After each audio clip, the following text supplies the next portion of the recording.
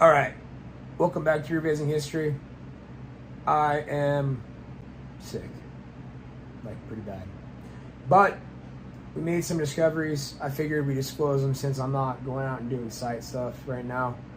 A couple months ago, there was a discovery of a stone in the country of Georgia. Yes, the country, not the state.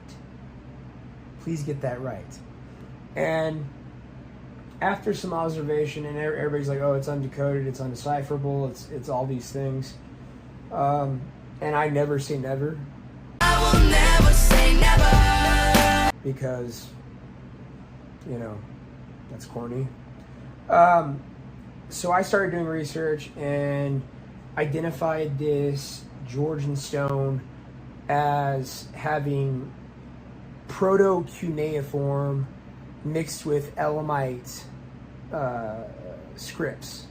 So we're not even talking actual cuneiform, but proto-cuneiform, pre-cuneiform, and then also proto-Elamite.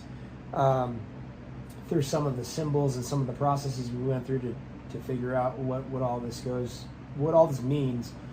And we found a lot out, which is actually, it's really interesting. So the cuneiform would have came from modern day Iran, all right, so south of Georgia. However, if you were to hike that out on foot, that's only a 20-day hike.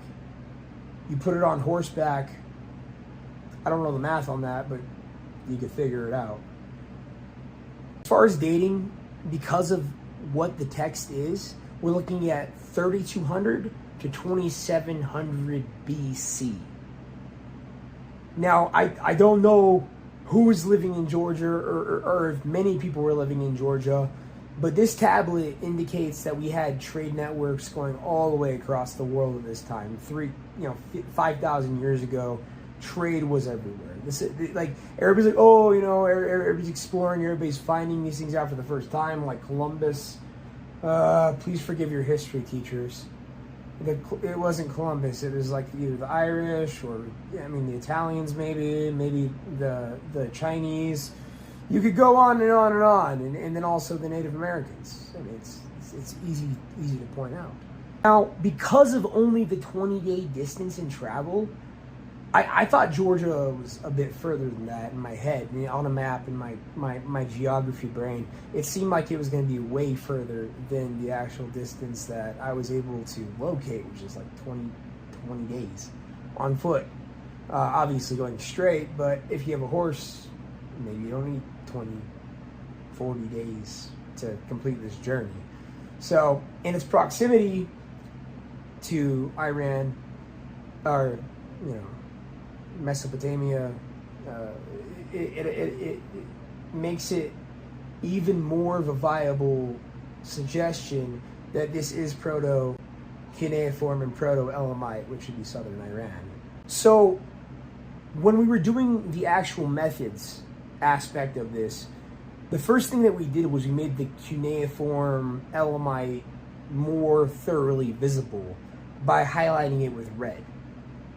And then we took early proto-cuneiform text scripts and Elamite scripts and compared them one by one individually to try and identify as many symbols as we could, knowing that Elamite has not been fully figured out and that proto-cuneiform is not cuneiform. And as always, the transcription included a mention of God, a tribute to God, the amount of tribute, and also divider lines which count as mathematical proportions. So, for instance, if you gave X amount of wheat by the name of God, that it basically would be the translation. The interesting thing is the spiral, and the weird thing is throughout the Southwest and all over the world, the spiral has been a significant petroglyph on panels that I've seen. It's everywhere, absolutely everywhere you go. Doesn't matter the culture. It's clear as day that spiral is a significant petroglyph or mark of some sort from the early days of time. And more than likely, since it was Elamite and it was also cuneiform, more than likely this was some sort of administrative document, maybe something crossing a trade route, which would make sense going up through the Caucasus into Georgia. It just makes the most sense that it would have been some administrative document. And of course, in this time, God was very important in these societies, so God would have always been mentioned in translations. For instance, in the last discovery video we made, God was one of the first things mentioned. In this one, the Dingiver symbol. I'm butchering it, but that was one of the first things that we were able to identify on the Georgia artifact that has been found in the last several months. The funny thing is that they say, everybody's super duper confused. It doesn't make sense to me because I'm not a linguist by trade. I didn't go to college to become a linguist. However, everything falls within the realm of history in my mind. So why not go ahead and, if everybody else is confused, try and figure it out myself. Now, in conclusion, this provides a new analysis of trade routes throughout the Caucasus and the Middle East. This provides new insights into the linguistics and the mixture of linguistics between the Elamite and Proto-Cuneiform.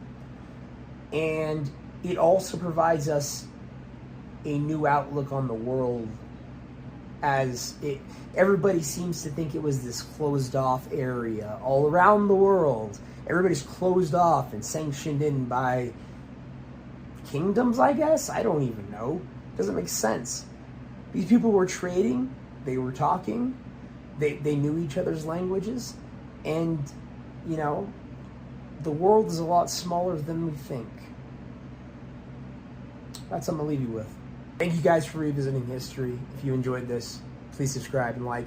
If you've already subscribed, please like and share. If you've already liked and shared, please go ahead and comment below. It helps. Every numerical element helps with the digital media. And of course, I'm just a guy with an opinion. And if you feel like you disagree, let me know in the comments, please.